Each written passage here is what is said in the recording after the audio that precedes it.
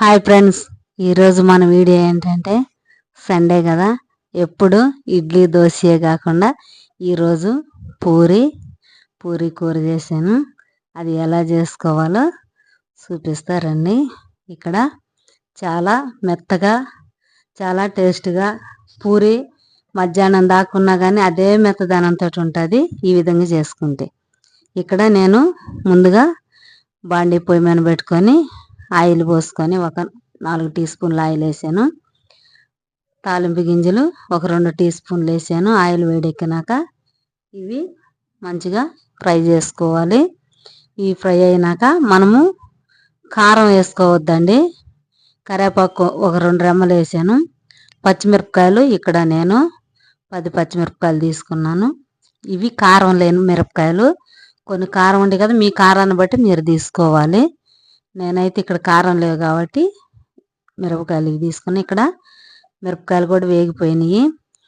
4 ఉల్లిగడ్డలు తీసుకొని సన్నగా కట్ చేసి పెట్టుకున్నాను. అవి వేసేసుకొని ఇవి మంచిగా కలుపుకుందాము. కలుపుకొని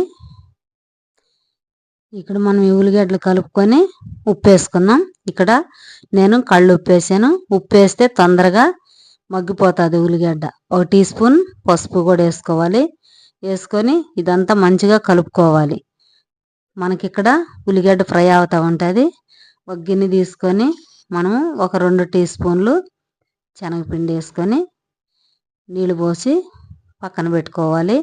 నానుతుంది అన్నమాట పిండి. అప్పుడప్పుడైతే ఉండలుగా ఉంటుంది పిండి. మంచిగా నీళ్ళు పోసి పెట్టామంటే నానుతుంది.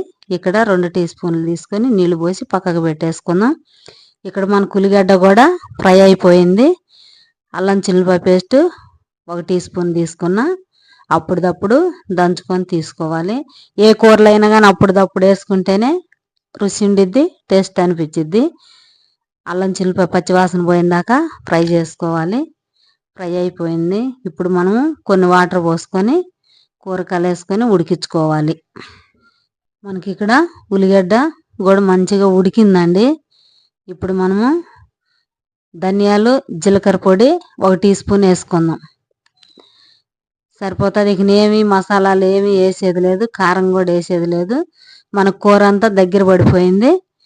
కూర కలిపేసుకొని మనం కొత్తిమీర సన్నగా కట్ చేసుకొని వేసుకోవాలి. మనకు చూసారా కూర కూడా అయిపోయింది. మనకి ఉల్లిగడ్డ కూడా మంచిగా ఉడికిపోయింది. ఇప్పుడు కొత్తిమీర వేసేసుకుందాం.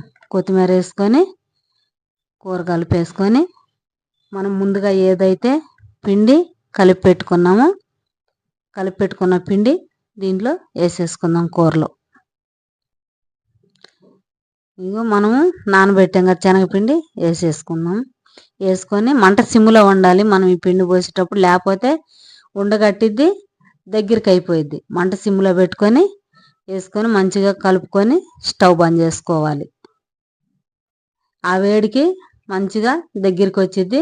మనకు పూరి కూర ఈ విధంగా ఉంటే సరిపోతుంది. ఇట్లా ఉంటే సరిపోతుంది. స్టవ్ బంద్ చేసుకుందాం. మన కూర రెడీ అయిపోయిందని పక్కకు పెట్టాము. ఇక్కడ నేను మంచిగా హెల్దీగా ఉండటానికి నేను గోధుమ పిండి మాత్రమే తీసుకున్నాను. మైదా పిండి పూరి పిండి ఉండేది కదా, అది కాదు. ఇక్కడ నేను 1/2 కిలో గోధుమ పిండి తీసుకున్నాను. దాంట్లోకి 1 టీ స్పూన్ ఉప్పు, ఆయిల్ 2 టీ స్పూన్లు, ఒక టీ స్పూను మన ఉప్మా రవ్వ వేసి కలిపి పెట్టాను అన్నమాట. ఒక అరగంట ముందే కలిపి పెట్టాను. ఈ విధంగా కలిపి పెట్టుకోవాలి. మంచిగా నానిపోయింది మనకి పిండి కూడా. పొయ్యి మీద ఆయిల్ పెట్టుకొని ఇప్పుడు మనం ఈ పిండిని ఉండలు చుట్టుకుందాం.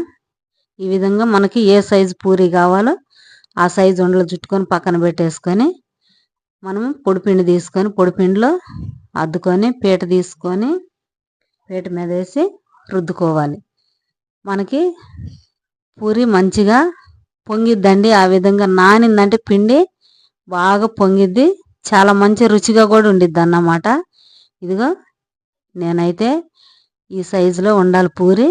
మందం ఎక్కువ మందం కూడా ఉండొద్దు, అట్లుంటే సరిపోతుంది. పూరీలన్నీ చేసుకున్నాను.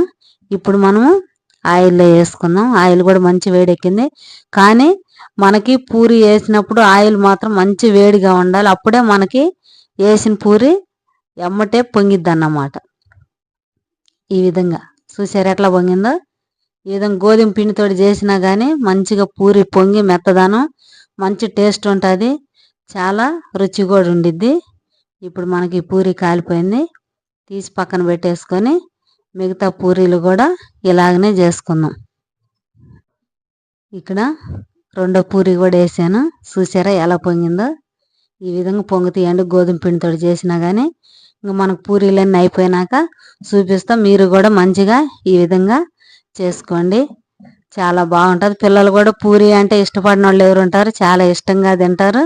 చాలా బాగుంటుంది కూర పూరి, చాలా టేస్ట్ ఉంటుంది. హోటల్లో ఏ విధంగా అయితే ఉంటాయో ఆ విధంగానే ఉంటాయి మనం చేసుకునే దాన్ని బట్టి.